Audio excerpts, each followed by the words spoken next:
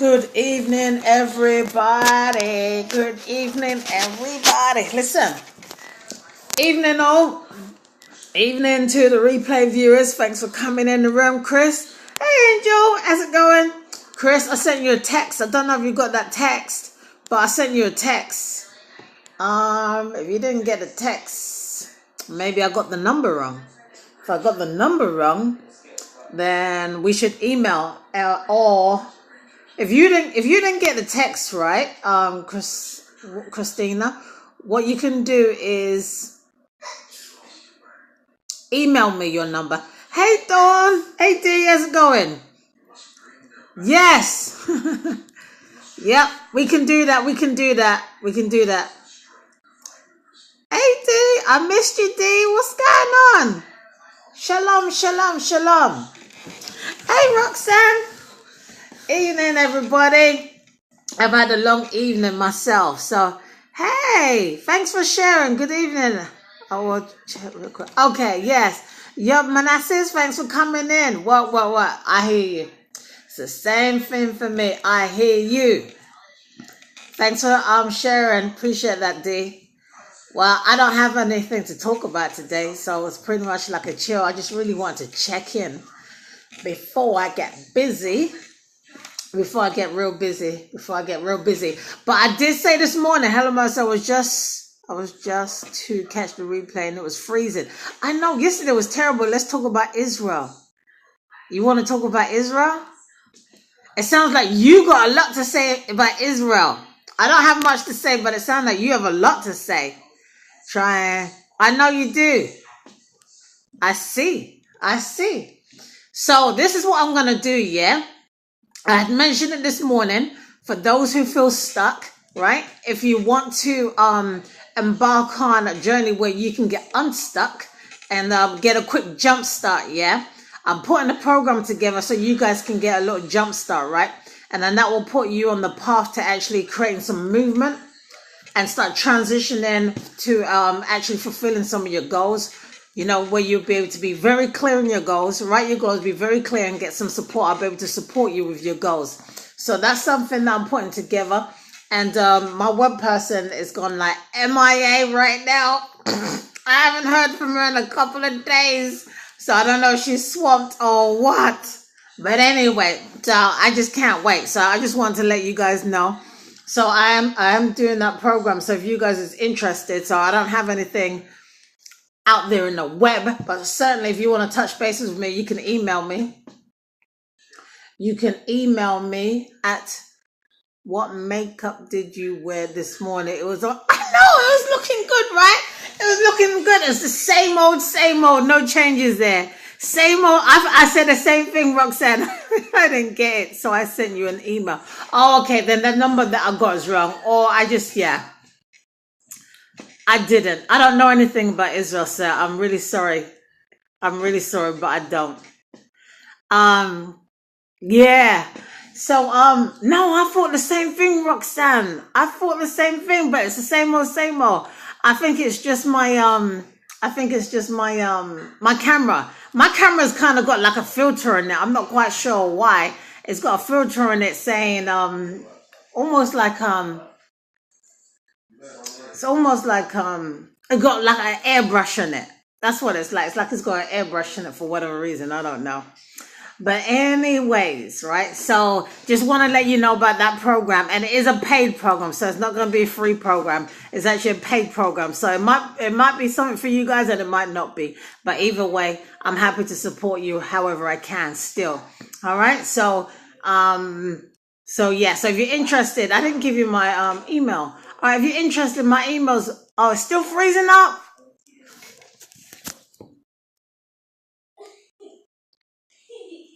Oh, I don't even know. Everything looks all right over here. Everything looks okay. Well, listen, thanks for sharing the broadcast. I appreciate you doing that. Looks so good for you. Thanks for the follows and for the shares. It's fine here. Okay, great. All right, so yeah, so oh, I didn't give it to you yet. Okay, Myles-Jenkins.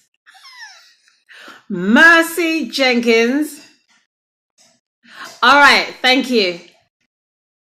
Thanks, sir. Mercy Jenkins at Hotmail. And this is where it gets tricky. I always have to let people know it gets tricky. Mercy Jenkins at hotmail.co.uk.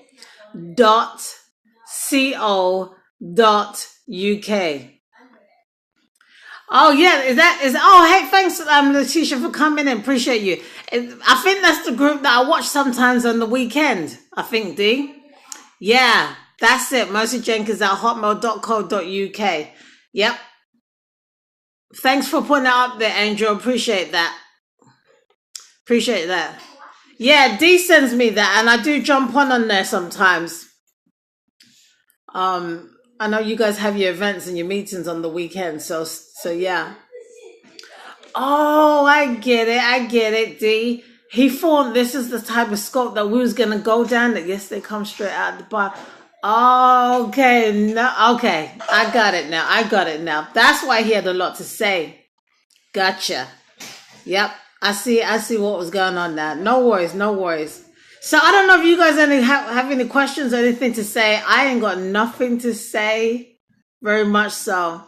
Yeah, I understand, sir, but I really don't have anything to say. I really can't contribute. I'm not qualified to contribute to the conversation. Laws and commandments, favorite God for me. Hey, Miss Wanda. Thanks for coming in the room. Thanks for coming in the room.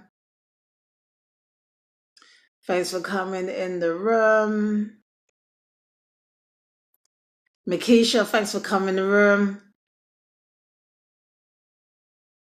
Oh, I feel like a fraudster right now. I feel like a fraudster, yeah, because I'm just here to chill. And then you guys are sharing it, and I'm not even saying anything. I'm doing all right, Letitia. I'm doing all right. I've just had like a really busy day. That's all it is. I had a really busy day. I didn't get together to do content for tonight, so I thought I'd just come on here and just chill. And that was that's just the bottom line, really. All right, no worries. You always bring it. Yeah, Renette. So if I don't bring it one day, it's okay, right? You can forgive me for that. And now I did have some things to say though, right? Because what was I saying? I did have some things today. I don't know if you saw what I shared this morning, but this morning I was really talking about when will your coaching program start? In about 2.5 weeks. So I'm launching it now. It's going to be like a 6-week program. Your scope this morning was awesome about who's speaking to your life. Yeah. Yep. Thank you, Letitia. I appreciate that. Yep. So I'm going to do a jumpstart 6-week program. After that, then I'm going to launch the 12-month program. That's my plan. That's what I'm working on right now. So I'm going to do the 6 weeks program as a taster to get people moving, because this whole being stuck thing right now, I know it's really it's distressing a lot of people. Spiritually, it's distressing a lot of people. Yay! It's distressing a lot of people, and they really need to get moving with their visions. They need to get moving, but there's blockers. There's a lot of things that's preventing them from going forward. It doesn't matter what it is. Procrastination, get 5 people to speak into your life, keep 3 close, and another 2, remove the little. That was fire. Yeah, the 2. Oh yeah. I seen it now. The 3 close. Yeah, I know, because I really believe that's like a goal, something to aspire to actually have in your life. Because that's just safety. You know, the heart of man is desperately wicked. As much as we say that we're good people, the flesh is actually desperately wicked. So we just have to be very careful. And if you've got people watching you, that surrounding you, that can speak into your life, that will help you to stay on point, right? And not get persuaded. By things that's not going to help you. Not get persuaded by things that's going to pull you into a lot of mess and a lot of drama, right? So it's really there to be a safeguard. It's a system to safeguard you and keep you in safety, keep your character intact, right? Because there's so much things that's coming at us, right? Especially when you are in the arena of going after wealth, right? Going after wealth. We've got to have balance with the wealth, right? The wealth is good, yeah? And there's supposed to be a transfer, right? There's supposed to be a transfer of wealth. A transfer of wealth, not just monetary, but also in knowledge and understanding and revelation. There's supposed to be a transfer. And with that, right? You can create your wealth with it, right? So that's a blessing still, but we just have to make sure that the dial of our heart is balanced and still fixed on the one that created us. So we just have to, tread lightly at the same time and just know who we belong to, right? We're still going to be able to do that. And sometimes there's a hard juggling act, right? Because because sometimes because your financial situation, it's a hard juggling act sometimes. But just that motive, the motive. Something that I've always learned is don't study people's gifts. Don't study it. I can't study people's gifts. I can't even study my own gifts. I don't take no credit for it. I can't take no credit for it because it's not like I worked hard for it. Well, didn't, right? Didn't. Have close friends who let you be butt naked and not judge you. Great wisdom. Yes. And even better if those people are your friend. You could be friendly with them, but even better if they're a mentor, a coach, a trainer, right? That way they are able to look at your blind spots. Because sometimes with friends, they might not really tell you, right? They might not really give you that check that you need, yeah? That is so needed. They might not give it to you. But if it's someone who can, or someone who operates in a different type of role, it might be easy for them to check you. And then if you call in that close circle, they will. If you call in that, they don't want to hurt and offend. Yeah, that's why they don't want to offend or hurt you. Yeah.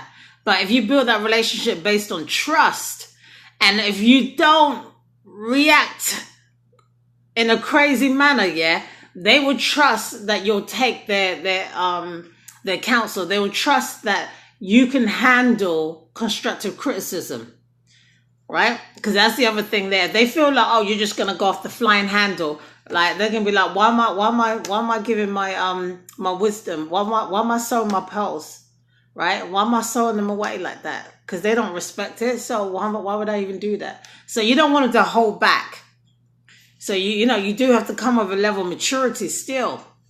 If you come with that maturity, then they'll be able to share with you some things. And especially if you begin to ask for it. Like they say that, the teacher appears when the student is ready. When the student is ready, then the teacher starts waltzing in. So if you prove yourself to be one that wants to know, if you show yourself as somebody that is eager to learn, that's coachable, that's teachable, that's humble, then they're likely to pour into you because it's an investment. It's an investment to pour into someone. It really is an investment. And it takes so much from the individual. Right. And that's one of the reasons why I believe that coaching is exploded. Right. Because, I come from the profession of social work, so I'm a qualified social worker, yeah. But coaching has really exploded because a lot of people, I feel, yeah, a lot of people, hey Alaska, thanks for coming in the room, 98. A lot of people got burnt out by doing human services, by supporting people, burnt out, frustrated and burnt out because of the lack of transformation, the lack of change. Hi, you from Russia? Nice, thank you. Awesome. I'm glad you're able to come in the room and just hang out with me for a while. Appreciate it. So that's what I believe, and I see the same thing with ministers too. You have to refuel faster than you pour out. That's so true. That is so true. But even look at now I didn't watch the news, right? I did not watch the news. So this is my disclaimer. I did not watch the news, but my husband was talking to me about it. Yeah. And he did a lot of research in it. That whole situation with the man that committed suicide and shot his wife in public or something like that, that just happened recently, yeah? My husband was telling me that he felt like the lady was a woman of God. So he researched and found out that she was a woman of God and that apparently he was a pastor. I don't know if this was in the news yet, because like I said, I did not watch the news, right? Apparently he was a man of God. He started off a Bible study and I believe he had a church, if not a church, like a huge Bible study, maybe like 20 people or something like that. Yeah. So he had like an anointing. He had a grace that he was able to mobilize, people and was able to minister to people, right? He had a following, right? And so it's interesting how these events start to turn, right? I don't watch the news. Yeah, I don't watch it neither. So I just get like secondhand, third down information. So, I don't want to mislead anyone. But I'm just getting it from somebody else still, right? So the connection must be really bad. I see you coming in and out. Well, I see a lot of people coming in and out. So I'm talking about that scenario where the man shot himself and his partner, right? He was a man of God. And so when I found out that he was a man of God, right, I was like, okay. And I think something did happen because my husband researched it. He really dug deep. He went through his, I think it's his Facebook and his Periscope. And he was looking at the time frames and the timeline. Me too. The news is too much for my spirit. Right. And we was looking at him, and he seemed to get darker, towards the date of when he did that act. He did start to get a little darker in terms of his mannerisms, his behavior, and just the way he sounds. Thanks for coming in, Pavlo Squeeze 21. Appreciate you coming in the room. Don't forget as you come in to swipe and invite. So, so I just think it's interesting that, those events happened the way it was. He was a man of God, a man of faith, but yet still he was under, demonic attack. He was still being attacked in his mind, just the way he thought and his perception about life and who he was as a person and his relationship with his wife was just, well, we know. But I mean, like still, when people were in ministry, and for whatever reason, he fell out of ministry too as well. And that's the interesting thing. He fell out of ministry. And so I don't know if it's because he was burnt out or there was lack of support, but I see a lot of ministers are not getting the support that they need at all. And so there's a lack of mentorship.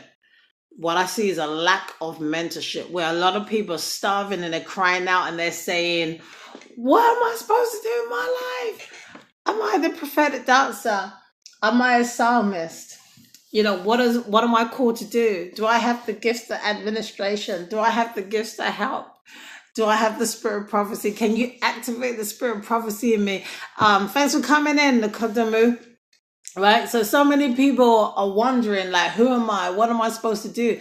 And it's, it's the fivefold in operation that can speak things into people's lives and really activate the giftings and the spiritual giftings in them. Everyone goes to the pastor. He has to have someone to go to as well. Exactly. He's got to get that support. Got to. And he's also got to build the support in the church too. So as well as him receiving support, he has to actually implement and delegate across the board so that not everyone's going to him. In traditional churches, they say that, well, let me ask you this question here. In traditional churches, how many people or what percentage do you think that they raise up? Like what percentage of their leadership, of their congregation, I say, what percentage of their congregation do you feel like they pour into or they raise up to become leadership, to become part of the staffing team? Give me a number, give me a percentage. What do you think that percentage is? Like out of 100, what percentage would you say that people have been raised, been mentored, they've been groomed, they've been polished to actually stand in their walk in? It should be 100%. There we go. Paola Vasquez 21. Yes, it should be. Paola, if you haven't already follow me, please follow me. And invite too. Yes, it should be 100%, right? But what number would you think it is though? How much do you think it is? What number would you say? All right, I guess you guys want me to give up the number. Okay, well, research shows it's only 3%. Yeah, it's only just 3%. And that's more likely going to be their spouse. I know why, right? It's more likely going to be their spouse, their children, right?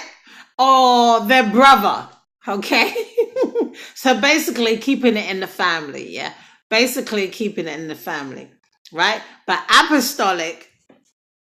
an apostolic church, a prophetic church, right, will do differently. Their whole mission is actually to raise up 100%, 100% of the church. In other words, checking everybody and wanting everybody to move move in their gifting, move in their calling, activate them, stir them up, speak into their life, get them moving, get them going, right? Because everybody has something to do. Like, why is it we're put on this earth to just sit on the pew seats and just keep it warm? Like, could it be that only 3 people in the church? Only 3 people out of, I don't know, 300? Maybe a group of 87? But could it just be that 3 people? 2 people?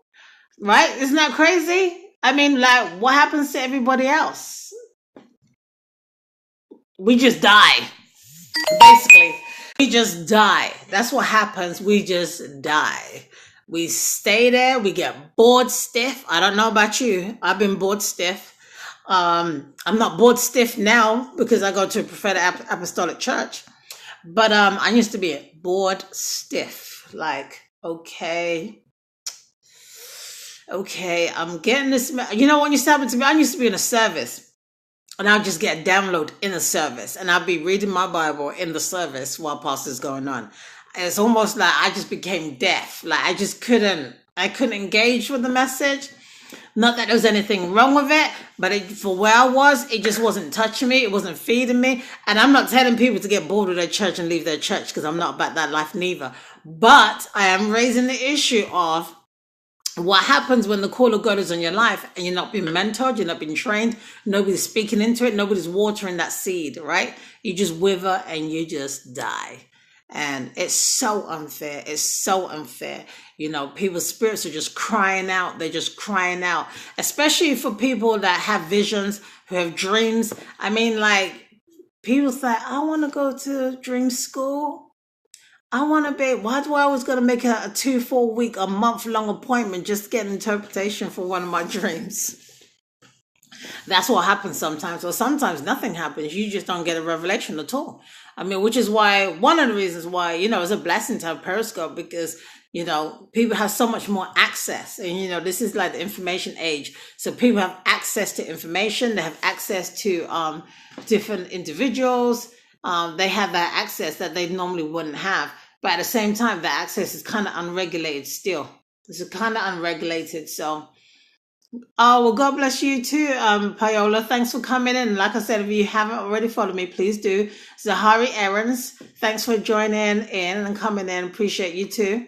If you haven't followed me, go ahead and follow me. Swipe and invite, swipe and invite, swipe and invite.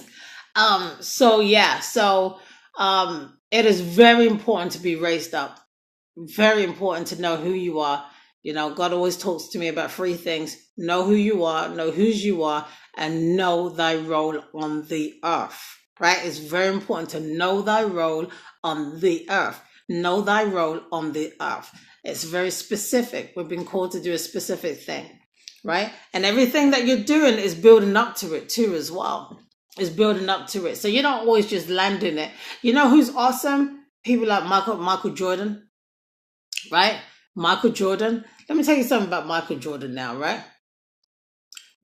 See, this is why you need destiny helpers. And this is why it's important to pray for destiny helpers to come in your life. Because destiny helpers, they'll put you on the path, right? You be on the other side of the road, right? And they'll either walk over, hold your hand, and then put you back on the right side of the right side of the road, yeah? Destiny helpers are very important. Listen, with Michael Jordan now, I think he was in high school and he was not ranked yet, yeah? And there was this coach, and in fact, remember he really wanted to do baseball. Basketball wasn't his first choice. It wasn't his first love. But this particular coach, yeah, took a serious interest in him. This coach took an interest in him, right? Took an interest in him, right? More than anybody else. More than he did not have the faith in himself. He didn't know he was that talented. He didn't see it, right? It hadn't been proven yet. He hadn't been proven yet. But this coach would turn up at his house about 5 a.m. and say, yo, we're going out to run. And would have him out early in the morning doing his exercise, doing his training. He got permission from the parents. And one of the ways that he got his biggest break was that coach took him to an event. He took him to an event where they was ranking the young athletes. They were actually ranking, and he had to even be ranked to even go, right? So he wasn't, and he wasn't ranked. He was like a nobody. He wasn't ranked. But this coach obviously was an expert in his field. This coach obviously had access to people. This coach had a network of people, and he was in the know. And so he took him, and he actually lied. He lied because Michael Jordan did not qualify to actually be there. He, on paper, he did not qualify to be in there. He wasn't supposed to have access, but his coach had the access, but the coach had to just turn a little white lie and say that he was ranked somewhere else or he played somewhere else just so that he would be eligible, because he wasn't quite eligible. So he just felt like, if I can just get him there, if I can just get him, first of all, he got him ready, and then he got him there. And when he got him there, then he started to shine. And that's when things started to really turn around, because that was a place where there was a lot of exposure. There was a lot of exposure in that arena. And then that's when people started to say, okay, who's this guy that you brought? Who's this guy that you brought? Okay, we want to know about this guy. We want to know about him. We want to know about him. And so he was in high school at that time. But yeah, so I thought I would just share that. And I've lost my train of thought. It's getting late, y'all. I lost my train of thought. But yeah, I guess that's just a story about sometimes we don't see what our potential is, but other people see it. Other people see our potential and we just don't see it. So it always takes somebody else from the outside to see what you're capable of and to actually pull it out of you. And so if in Christendom, and see, it happens to me all the time. Oh, what happens to you all the time? That people don't notice your potential happens to you all the time? You tell that's why he's so great. Well, he's great because... Oh, yeah, that's right. Okay, so what I was talking about, thanks for coming around. I see the connection is not so good. I see people coming in and out. Okay, so what I was going to say with Michael Jordan is this. He found his career calling, right? He found his, as they say, the sweet spot, losing my train of thought. Oh, okay, gotcha. He found it. Right? He found that the destiny helpers helped him to get there. He found it. His body was crafted for the sport, yeah? It's his career. He developed his career, but it's also his calling, right? It wasn't something that was in him. It was something that was outside of him. It was external, right? It came from externally. It came from God. It was a God-given gift.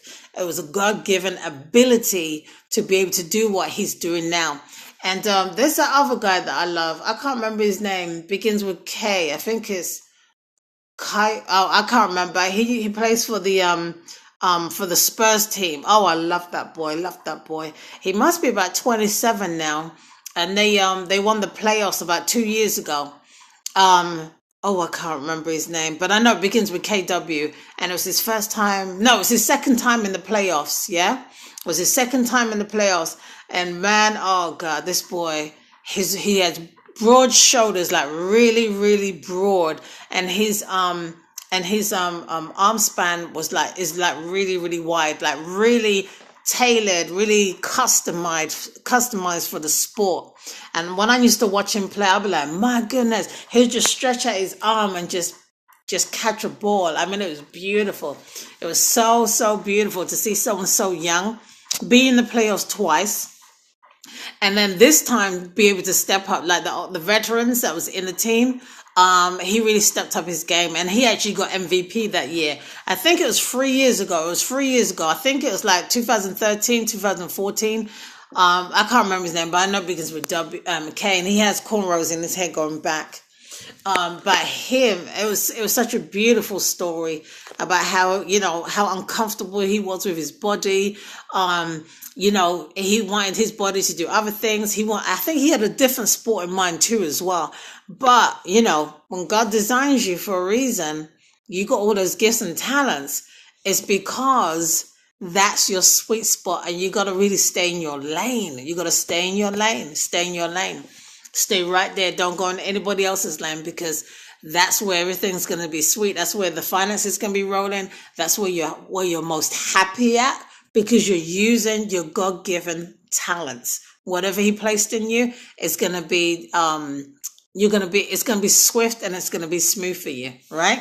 So that's where I was talking about him, that just finding that sweet spot in your career calling. So he developed it as a career, but it was also part of his calling. The two became one. Those two things, when you marry them together, it's just sweet. It's nothing but bliss. Nothing but bliss when you marry the two together. Nothing. And I know the way the Lord has actually built my career as well. And he certainly has built my career. And he's put,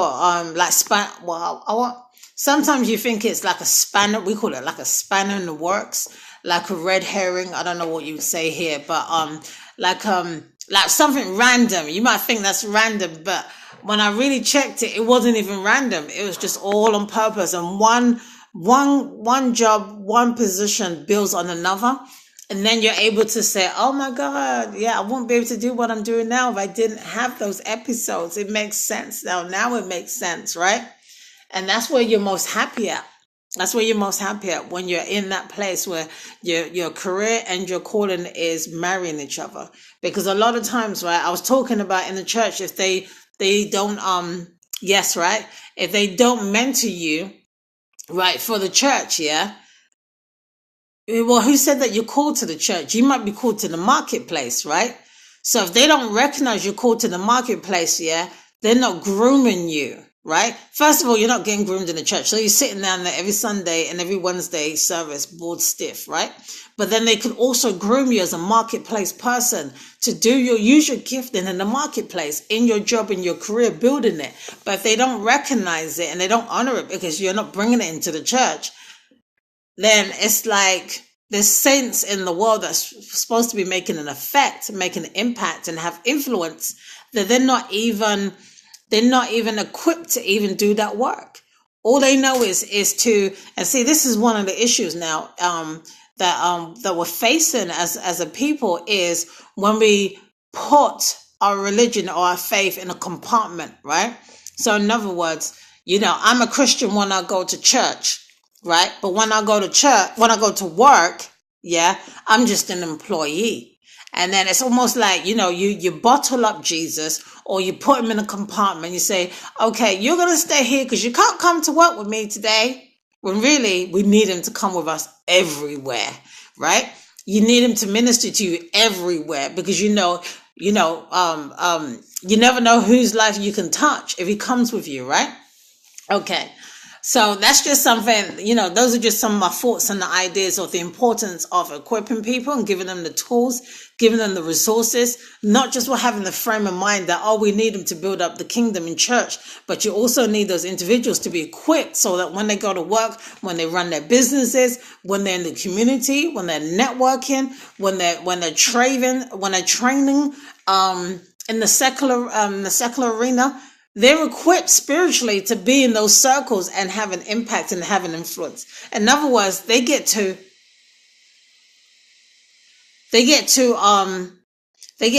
go to work, do their business, carrying Jesus and allowing Jesus to have an impact wherever they go, whoever they come into contact with. So, this whole idea of putting him in a compartment, needs to be broken up. I'll be surprised the amount of time, even in my job, and I'm talking about myself. I never used to, never. Nowadays it's kind of iffy. You got to be very careful. But I seen, like, just recently, when I just allowed Jesus to come in, my God, right? Like my staff say to me, they're like, Mercy, you talk to so-and-so, because every time someone goes in your office, they come out a new person. That's what they say to me. They come out a new person. And I'm like, really? They're like, yeah, I've seen it so many times. They'll come out, they'll be crying and bawling. Like, when they come in my office, yeah, they're either giving somebody attitude, they're giving my staff hell, and I've got to check them. But when they come out, either they're crying, they're in tears, that they've been bawling, or they're going to church, or they're doing something. That's just how it is. Or they stay in my office and they be confessing, and I'm like, you know what? Talk to Jesus. I tell them, turn that way. I don't want to hear it. Talk to Jesus. I'm like, talk to Jesus. Whatever your issue is, and you trying to lash out at me, talk to Jesus about it. And I can't even take credit for it. Jesus ministers to them. I remember I had one girl in there. Oh, she had a lot of attitude, just making a whole bunch of excuses, just a lot of attitude. She had attitude with me on the phone, and I said, listen, yo, you need to come down and see me. Time she came down, a lot of attitude. And then I just said, talk to Jesus. And then she went on crying, talking about I had an abortion, and I'm so sorry, Lord. And was just crying and just bawling. I said, honey, just get it out. Just let out your crawl. Let it out your crawl, just let it out. And then I think it was the same week she got a job. Same week I took her. Yeah, that's right. She came in, and then about 2 days after that, she got an interview. I took her to the interview. And then she got that job, and she's still working that job until right now. And so she's a one happy bunny. But I used to always put God in a box. Never used to let him come to work with me. But I've seen the impact it makes when he does come into work. I've seen how people's lives have changed. People's lives have been touched. And they get reconnected with Jesus. So, but yeah.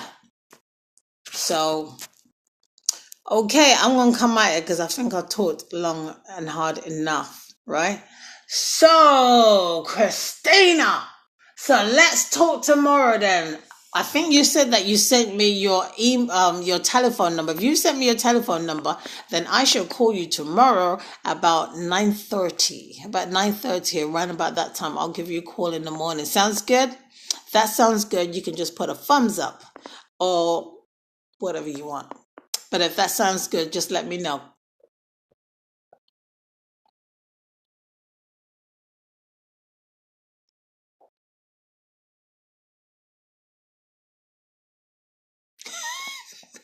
I know there's like some type of time delay on here or something.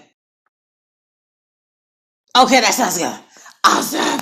Okay, so tomorrow around 9:30, I'll give you a holler. And if I'm a little moments late, it's because I'll be on my job. Okay, well, listen. To the replay viewers, thanks for coming in. Appreciate you as always. Christina, have a wonderful night.